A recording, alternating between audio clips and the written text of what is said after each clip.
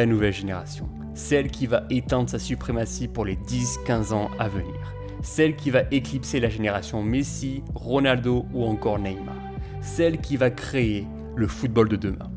À seulement 20 ans, ils sont déjà beaucoup à faire parler d'eux sur les terrains. On en connaît certains, mais quels sont ceux qui vont s'inscrire sur la durée? Voici le top 10. 10e, Sandro Tonali. Souvent comparé à Andrea Pirlo, Sandro Tonali fait de plus en plus parler de lui du côté de l'Italie. Le joueur de Brescia illumine le milieu de terrain par son élégance et sa créativité balle au pied. À son jeune âge, c'est lui qui va donner le tempo de Brescia par ses passes longues précises à répétition. Courtisé par l'Inter Milan, le jeune Italien a tout pour évoluer dans la bonne direction et fait partie des espoirs de la Squadra Azzurra. 9e, Edoardo Camavinga. Première saison au top, le Français s'est fait aussi bien un nom en Ligue 1 qu'au-delà des frontières. En terminant meilleur tacleur du championnat, il impose un véritable statut de guerrier au milieu de terrain. En qualité de relayeur, il s'adjuge même l'organisation du jeu. À seulement 17 ans, il dispose d'une très grande marge de progression et est déjà très convoité hors de France. Si le Stade Rennais a retrouvé la Ligue des Champions, il le doit à son espoir. 8e, Nicolo Zaniolo. Le jeune Italien a totalement pris du temps de jeu sur ses aînés El Shaarawy ou Perotti à l'AS Roma. En qualité de meneur de jeu, ses compétences techniques l'amènent à passer ses adversaires avec rythme et finesse. Il aime mettre de l'intensité dans son jeu et n'hésite pas à monter haut pour mettre un doute aux défenseurs et passer dans leur dos. Il a le potentiel pour être un très grand joueur offensif. Écarté à cause d'une lourde blessure au cours de la saison, on espère qu'il reviendra à son plus haut niveau rapidement. 7e, Phil Foden.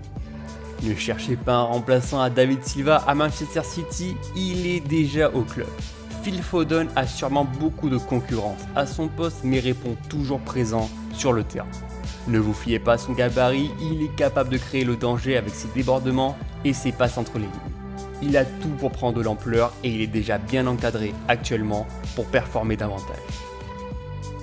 6e, Matthijs de Ligt. On a toujours en tête sa saison difficile dans cette équipe de la Juve et peu séduisante, mais au-delà de ça, l'Hollandais est probablement le défenseur le plus talentueux de sa génération. Il a démontré à l'Ajax l'an passé qu'il pouvait être un taulier, un capitaine sur le terrain. Non seulement capable de faire la différence en 1 contre 1, mais aussi de s'imposer sur le jeu aérien. Ne l'enterrons pas trop vite, il reste juste dans l'ombre de Bonucci, Chiellini cette saison, mais il va éclore très vite. 5e, João Félix. Aura-t-il les capacités pour être la future star portugaise? Espérons qu'on ne lui a pas trop mis de pression en le comparant déjà à Cristiano Ronaldo. En tout cas sur le terrain, ce garçon est bourré de talent. Il fait part de ses qualités techniques pour mener l'attaque. Habitué à jouer derrière l'avant-centre, il se sert de cet espace pour faire la différence.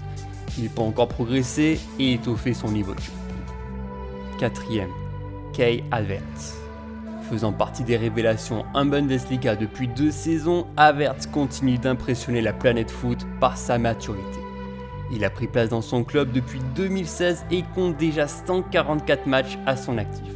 Combinaison de balles, précision, créativité, l'Allemand dicte le jeu du Bayern à seulement 20 ans.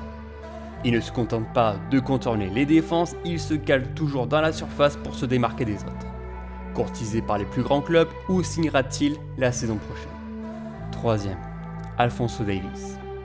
Lui qui a débarqué dans le but de jouer ailier a finalement été placé arrière-gauche. Un véritable succès.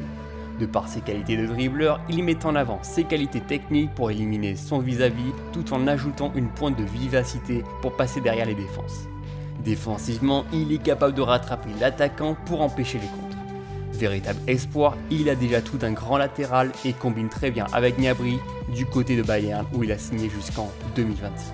2e, Erling Haaland. La révélation de l'année. D'abord à Salzbourg, puis aujourd'hui à Dortmund, puissant, rapide et précision sont les principales qualités du géant norvégien. Rajoutez à cela sa manière de marquer rapidement avec si peu de touches de balle, ça paraît tout simple pour lui.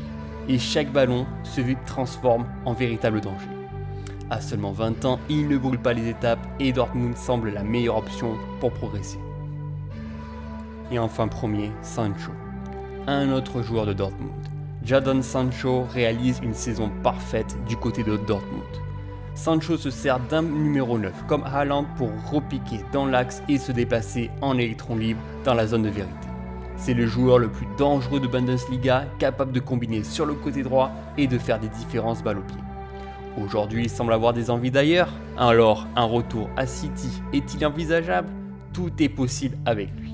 Il y a beaucoup de jeunes talentueux que l'on verra dans les années à venir. J'aurais pu y inclure Declan Rice, le milieu centre de West Ham, Ferran Torres, l'ailier bien implanté au FC Valence, Vinicius Junior en pleine progression au Real Madrid, Ryan Cherki, le plus jeune mais déjà talentueux à l'Olympique Lyonnais, ou encore Ansu Fati, qui est capable de faire la différence au FC Barcelone.